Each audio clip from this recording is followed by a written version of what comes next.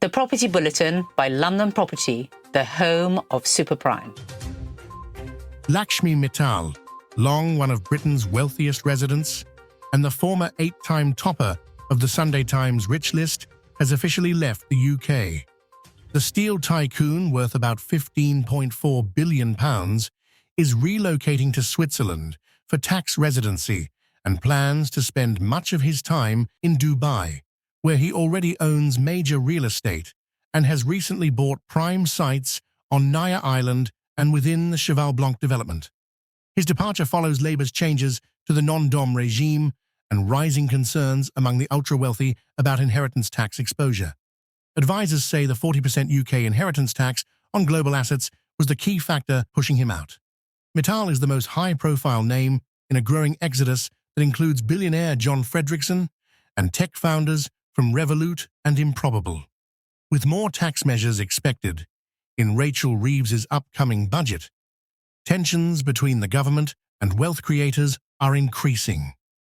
After nearly 30 years in London, a £300 million property portfolio, and significant philanthropy, including major donations to Great Ormond Street Hospital and the London Olympics, Mittal's era as a UK figure has effectively come to an end.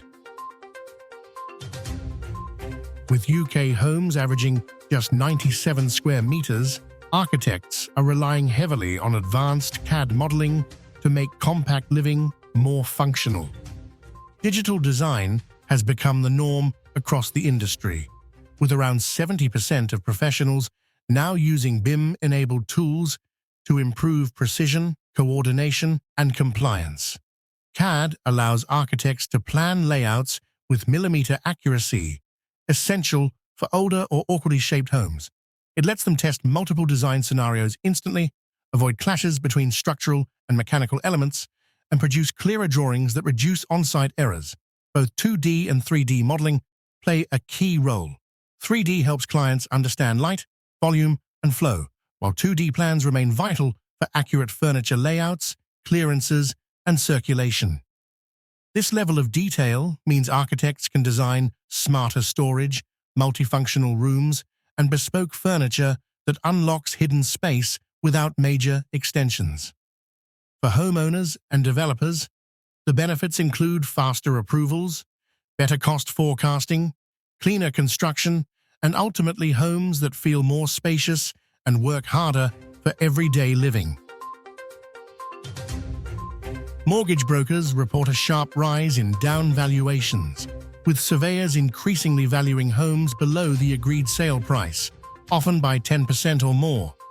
London and the South East appear to be worst hit, driven by market uncertainty and caution ahead of the upcoming budget. Brokers say this trend is derailing transactions.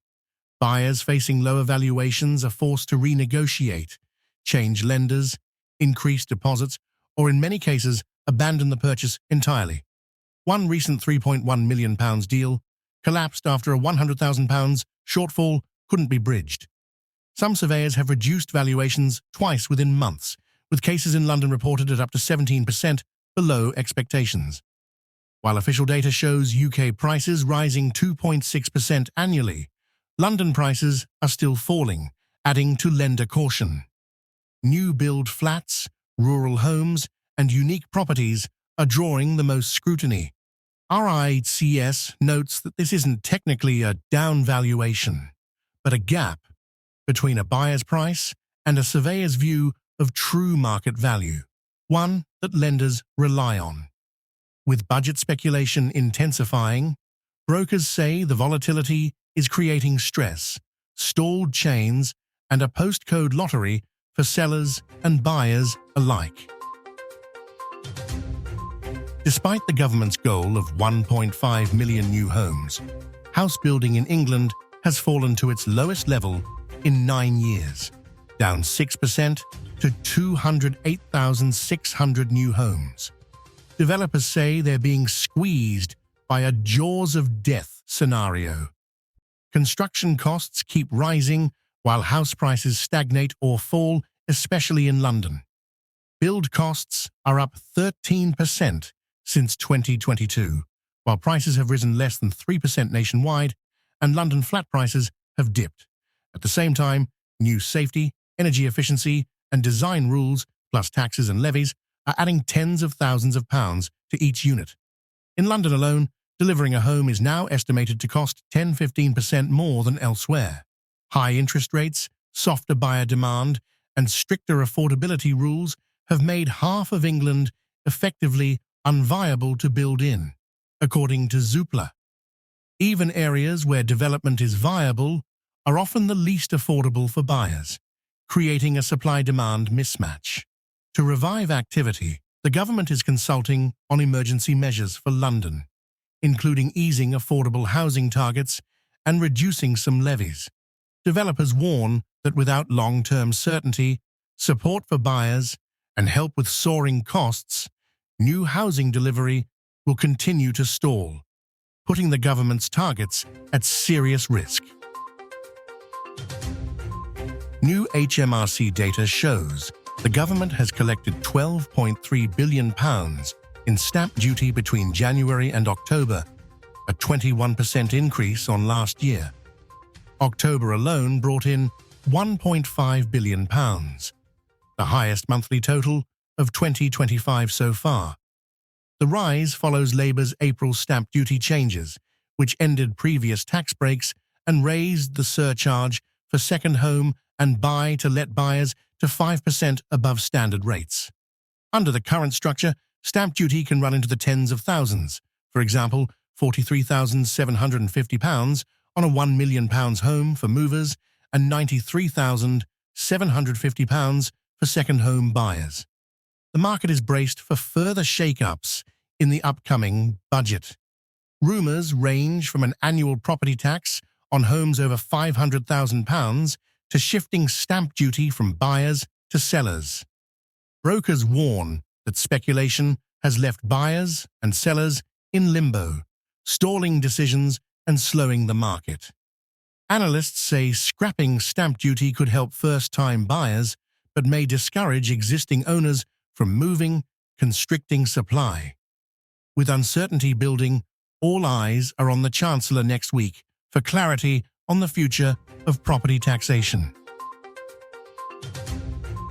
Investment into UK build-to-rent, BTR, hit £2.6 billion in the first 9 months of 2025, matching 2023 and ahead of 2024. But nearly half of all annual investment must arrive in Q4 for the sector to surpass last year's £5 billion total, continuing the trend of year-end surges.